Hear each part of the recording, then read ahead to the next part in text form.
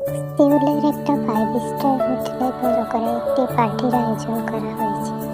পার্টিতে কোরিয়ার প্রায় নামি দামি সব মানুষরা উপস্থিত রয়েছেন। বড় বড় বিজনেসম্যান থেকে শুরু করে সেলিব্রিটি সবাই রয়েছেন। প্রতি বছরই এমন পার্টির আয়োজন করা হয়। পার্টিটা আয়োজন করেছেন স্বনামধন্য বিজনেসম্যান মিস্টার লি মিনহো। পার্টিতে উপস্থিত হয়েছেন কোরিয়ার আরও একজন নামকরা বিজনেসম্যান মিস্টার কিম নামজুন। রয়েছেন আরও অনেকে।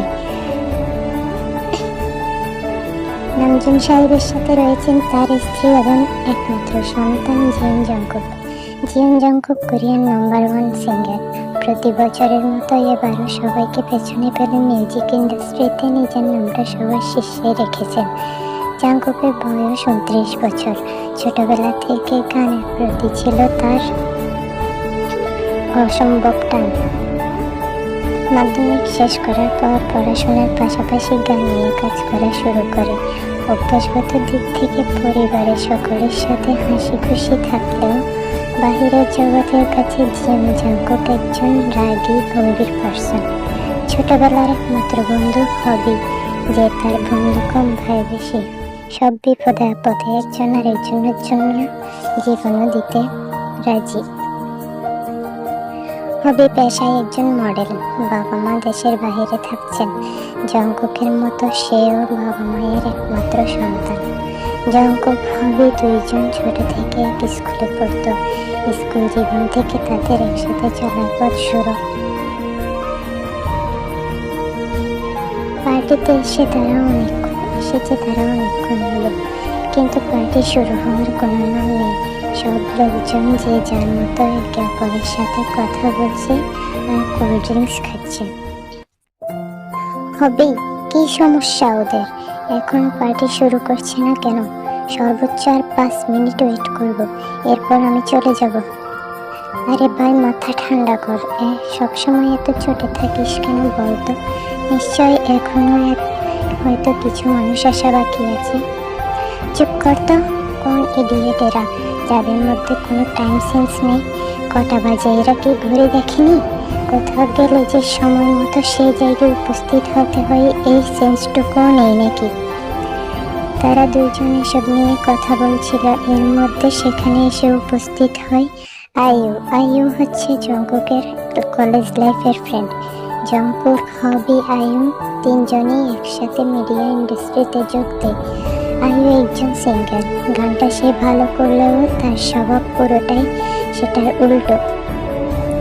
তার কাজ একটাই, জংকুকের সাথে চিপকে থাকা। সে জংকুককে তার বিয়ের ভাবে এবং সবাইকে এটাই বলে বেড়ায়। বেবি, আমি এসে গেছি। জানো আমি তোমাকে কত মিস করেছি। কুকি, দেখো তো আমাকে কেমন লাগছে। চলে এসেছে আপদ। হবি, কি বললে তুমি? দেখো না কুকি, হবি সবসময় আমার সাথে এমন করে। চুপ, একদম চুপ। আর একটা কথা বললে দুটাকে চাপটে লাল করে দেব। এমনিতে ভালো লাগছে না, তার উপর কানের কাছে ঘ্যান ঘ্যান করছে। হবি, কাউকে জিজ্ঞেস করবি পার্টি শুরু হবে নাকি হবে না? ওকে ব্রো, কুল। আমি জিজ্ঞেস করছি, মাথা ঠান্ডা কর। এক্সকিউজ মি, একটু শুনবে? জি স্যার, বলুন, আপনাদের কিছু লাগবে? এটা শোনার পর জংকুক রাগিলভাবে লোকটার দিকে তাকায়। জংকুকের চোখ দেখে হবি তাড়াতাড়ি বলে, নো, আসলে এই পার্টিটা এখনো শুরু হচ্ছে না কেন তা কি জানতে পারি? Yes sir, Shiv. আসলে আমাদের মিনহো স্যারের একমাত্র মেয়ে এখনো এসে পৌঁছয়নি। ওনাকে সবার সাথে পরিচয় করানোর জন্যই তো মূলত আজকের পার্টির আয়োজন করা। ম্যাডাম প্রায় চলে এসেছেন। তোমার ম্যাডামের কোনো টাইম সেন্স নাই নাকি?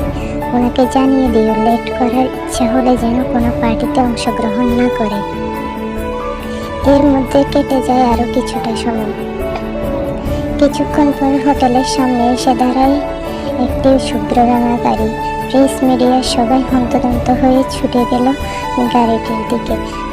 পার্টিতে উপস্থিত হওয়া প্রত্যেকটা মানুষ উৎসুক দৃষ্টিতে তাকিয়ে থাকারই কথা। মিস্টার মিনহো এত নাম করা একজন বিজনেসম্যান, এর মেয়ে বলে কথা। আজ অব্দি কেউ দেখেনি তার মেয়েকে, তাই সবার আগ্রহটা একটু বেশি। হলরুমের মাঝখানে হাতে মাইক নিয়ে উপস্থিত হন মিনহো।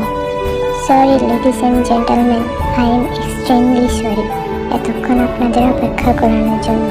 অপেক্ষার প্রহর শেষ করে আমাদের সকলের মাঝে উপস্থিত হয়েছেন এবছরের সেরা আর্টিস্ট এবং আমার একমাত্র মেয়ে, যাকে এক নজর দেখার জন্য হাজার হাজার মানুষ অপেক্ষা করে আছে। সবার একটাই প্রশ্ন, এত বড় একজন আর্টিস্ট হয়েও কেন সে কখনো মিডিয়ার সামনে আসেনি, যার হাতে জাদু দিয়ে সাদা ক্যানভাস রঙিন করে তোলে, কেড়ে নিয়েছে হাজার হাজার মানুষের মন। আজকে আপনাদের অপেক্ষার অবসান ঘটতে চলেছে।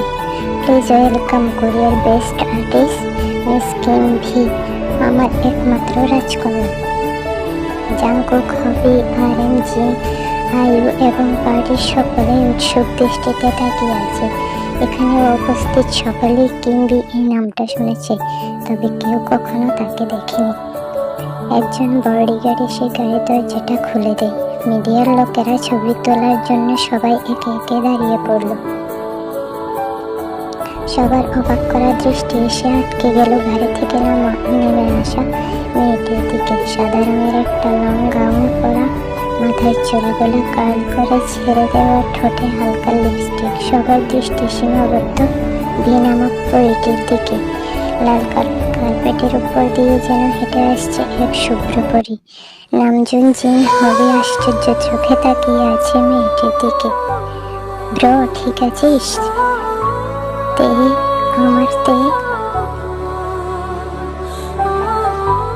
আসসালামু আলাইকুম, সবাই কেমন আছো? আমি ফার্স্ট টাইম গল্প ডাবিং করছি, তাই একটু নার্ভাস। তোমরা সবাই আমাকে সাপোর্ট করবে, আর পছন্দ হলে সবাই কমেন্টে বলে যাবে। তো আল্লাহ হাফেজ। ভালো লাগলে পরের পার্ট দিব, সবাই জানাবে যদি ভালো লাগে, তাহলে আমি পরের পার্ট নিয়ে তোমাদের কাছে আসবো আবার। ভালো থেকো সবাই, আল্লাহ হাফেজ।